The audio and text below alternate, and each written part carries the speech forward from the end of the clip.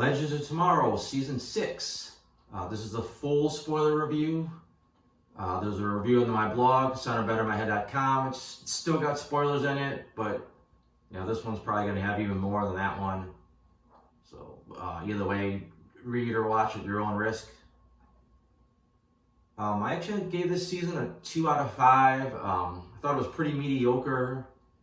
Considered actually going a little bit lower, but I think some of the character moments were so well done that I still gave it a 2.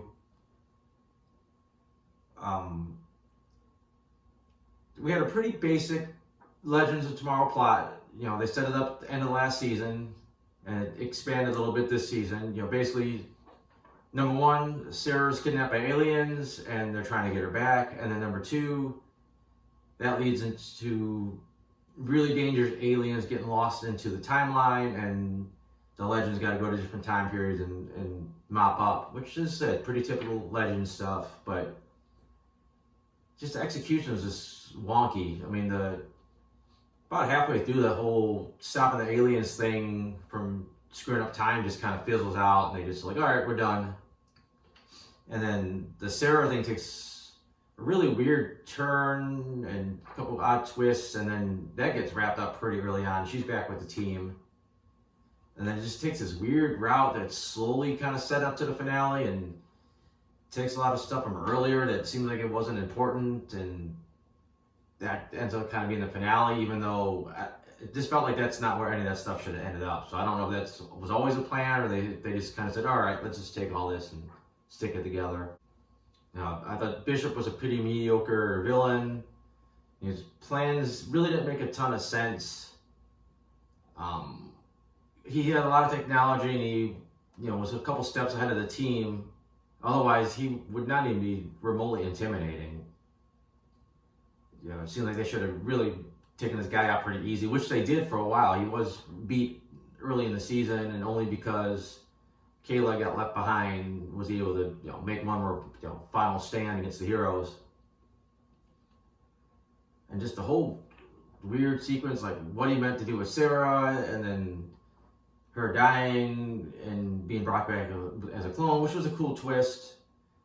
And then now she's got these regenerative powers, like a healing factor, like she pretty much can't be killed.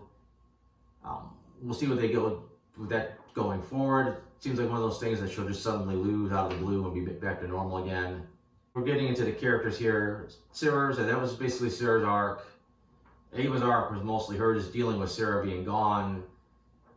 Their engagement and their wedding were probably the strongest character-centric things this season. I think that's what really, I said elevated it back to that 2 stars instead of 1.5. I just thought it was really nice emotional stuff for both the proposal and the final wedding stuff was really nice. A little cheesy sometimes, but it worked.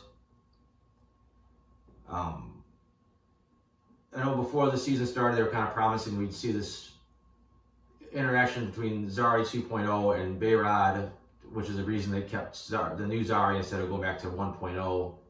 But I really didn't think we got too much of that interaction. They kind of bickered, then they both got their own magic bracelets, and then everything was pretty cool after that between the two of them.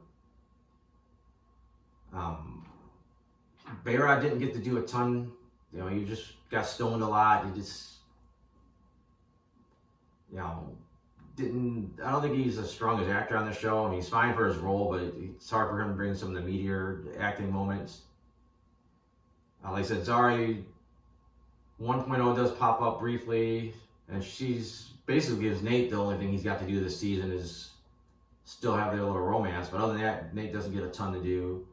Zari 2.0 gets into her relationship with Constantine. Never really felt like they were much of a couple. It just never really sold me on it. John turned into like a jackass this season. He finally had a good thing, and he was finally really part of the Legends. And then this whole thing with him losing his magic turned him into just single-minded on getting this magic back. And they explained his reasons, and it made sense, but it just kind of made him a douchebag again. And then he got addicted to that magic potion, so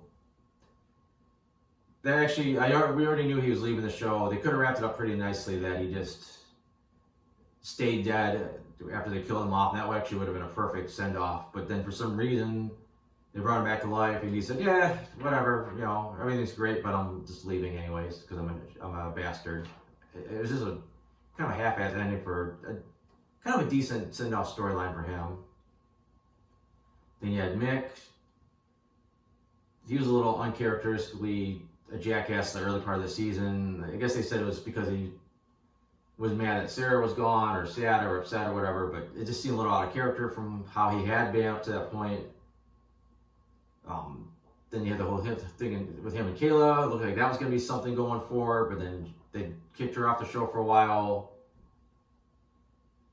And then they started coming back slowly, first through his pregnancy and then finally with her returning. But I just feel like if they would have kept her on the season a little bit more, it could have worked out and gave him like a better, stronger send-off because he's also leaving the show. You added Astra to the full-time cast, and she seemed to mesh pretty good at first, but then she just was kind of a bitch most of the time. I understand where she came from. She lived in hell. She had certain ways, there's a certain mentality you had to have to survive. But sometimes it just feels out of place here. Like it goes too far one direction. And then she starts learning magic, and she's doing shit that Constantine seemed like he couldn't do on the show. Like she's making stuff materialize and just upper level spells that John never was able to do. And she, was only doing it for a short amount of time. Gary got promoted to the main cast. Massive retcon that turns out this whole time he was actually an alien in disguise, and he was supposed to be kidnapping Sarah. He just never did it. And apparently, if he takes his glasses off, you see his true form. I don't know there was ever an episode where he had the glasses off. I don't have time or desire to research that. Because either way, I'm sure they would find a way to kind of brush it off. And I don't know, he was fine. It was just something he's just expert in all things alien. Every time they had a question, he knew stuff because he was from outer space. Just a weird change in dynamics for him.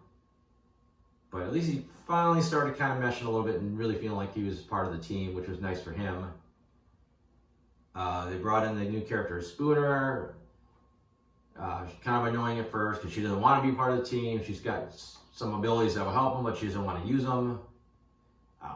The abilities seem like they change from week to week. I don't know if it's just that her using them made them stronger or what the deal was, but it was just kind of like every week she could do something new. Don't know if she loses these powers at the end of the season or if something she's going to keep going forward, because she gets pretty powerful in the end in the season finale. There's a little, it just seems there's a lot of points this season where not everybody was there. Like everybody would go off. John was always off doing something on his own. Sometimes he'd be with Astra. Bayra would go home for a couple days or a couple episodes in reality, or Zari would go back in the totem. Like it was pretty rare that we got the whole team together doing something. I kind of felt that we were losing this, this unit. It seemed like they only came together for like the real big things, like the finale. I think I mentioned before how in other reviews, like shows like Superman and Lois are really up in the game for how these Arrowverse shows look. I don't think Legends really did much to step up their game. Like the effects still looked about the same. They don't have the budget to show like Nail. They using his powers very often and stealing up, or sometimes they'll have a pretty cool looking alien monster, and then sometimes they look pretty crappy. It's just really inconsistent. I mean, it works for the show, and that's what you kind of come to expect. But probably about all I really gotta say. Just a few things to go over that bugged me or I liked. I'm gonna go through my notes, see if there's anything that jumps out at me worth mentioning from the different episodes. So it was a little interesting. The show actually started off pretty much the morning after the season finale. Just kind of nice, kind of rolling right into that.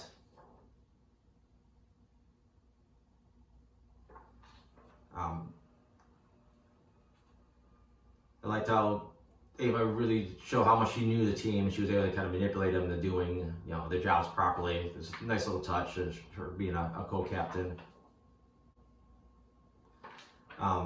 Second episode, I thought the team looked pretty good in their 50s outfits. It was a pretty simple trick and a pretty old school, kind of a Star Trek kind of maneuver. But the alien planet that Sarah's on, you just basically throw in a filter and throw some fake alien plants around. It looks like you're on this, kind of barren alien world. So something as simple, is better.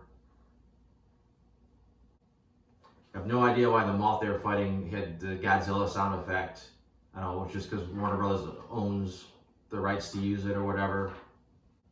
And just kind of odd that out of the blue, Zari 1.0 is somehow going to make a second totem from inside the totem. So I don't know how that works, but at least it gave Zari 2.0 and Bear-Rod both something to do. Although it would have been kind of cool if we had more of them actually at least being able to combine their powers and be stronger if they work together, but they never really got to that.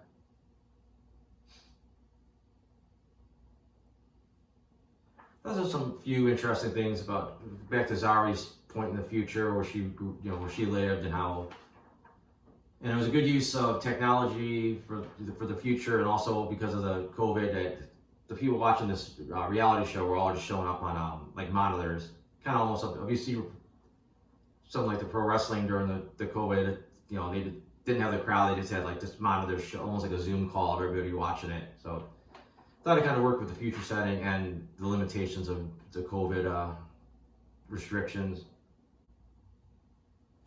The whole Kennedy and Castro episode was okay. I didn't think the dude playing JFK looked anything like him. Thought we'd get a little bit more mileage out of the joke that Castro was eating edibles. It seemed like it really didn't go anywhere. It never came back up, but in this episode, we were able to see that in his alien form, Gary could actually be, pretty much a badass. But not only have we never really seen him before be a badass, but he never really even did it again the rest of the season. And so the Astro episode was fine.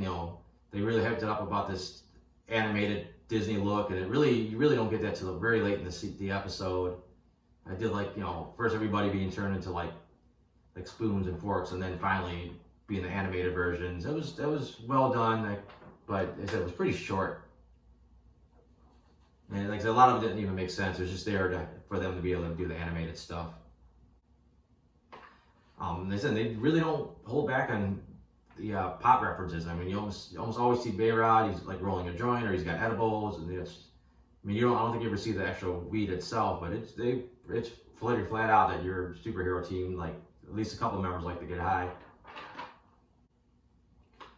It was interesting that Bishop turned out to be the creator of the Ava clones. I really wish we would have got a little bit more into that, but it just kind of was like a background fact about him, and rarely got brought up again.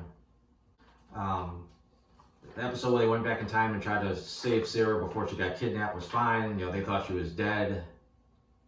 There was a couple. It was alright. It was I kind of liked seeing that all their punk looks was I thought it was a good cast. Some good costume designs for them, so it was nice to bring that back again. And of course, we finally get the big proposal. It's cute how they put the little explosion and the fireworks in the background. So yeah, that was a nice little touch. Going back to the Old West, there seemed to be really no reason to have Diggle there and have him playing like this lawman. Just whenever they were doing this David Ramsey world tour where he was appearing on every Arrow show, and that's the only way they could squeeze him into this one apparently.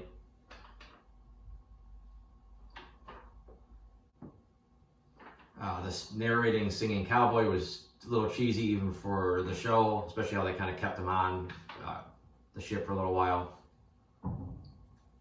And then the little Alf TV show was fine. The alien wasn't really that cute or cool looking. It was interesting seeing like a kind of darker version of Bear-Rod. That was probably the best thing about the episode.